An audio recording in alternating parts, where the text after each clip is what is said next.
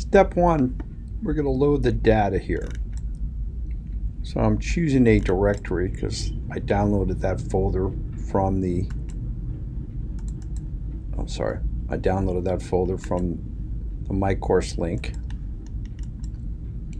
And in a second, it will show me a list of all the files in that directory. I only need the DCM, the Dico Media formatted files.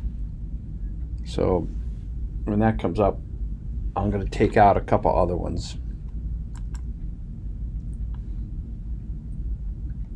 So these other formats are in that folder, these other files, but that's not what I need to do what I'm working on right now. All I need is the ones that say DCM. These are other edits and files I've been building up. Okay, so those starting now, I know 1,000 is larger than 541, but the software doesn't know that. It sees 1 being alphabetically before preceding 5. So I've got this, and I now say OK. And you can notice up here in the transverse or top view, you're seeing all those files download one at a time, so 1,000 of them. And it will take a few seconds, so I'm going to pause the recording until they're all loaded.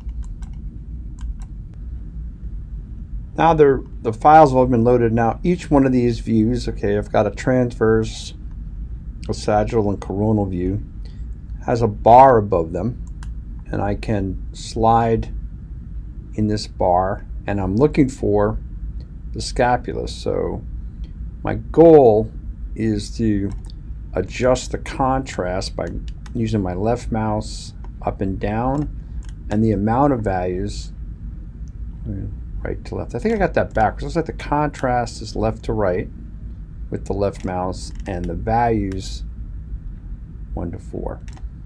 I'm sorry, and the values are up and down. But you'll basically adjust the right mouse up and down will bring you closer, and the middle mouse will scroll through the sections, and you can also press down on the wheel on your middle mouse in order to get to move. So you can see here I'm kind of overly contrasty to the point where I can't see much of anything, so I'm going to add some more values there and reduce the contrast a little bit. I want to get a strong boundary, but like places like here where the bone is thin, I want to be sure I am going to see enough white that things aren't going to get holes in them. And it's going to be almost impossible not to get holes in them. So don't be discouraged, but one way to help yourself is to try to avoid having gray areas like this be exactly the same as the other soft tissue around it. That way, that's the problem. The software won't be able to distinguish that. And if I go too white, now I lose some of that distinction. So I think that's about what I do. So again, left mouse up and down, contrast, right to left, more like levels, adding values. I'll reduce the contrast, add a couple more levels, and that's about what we want. Okay.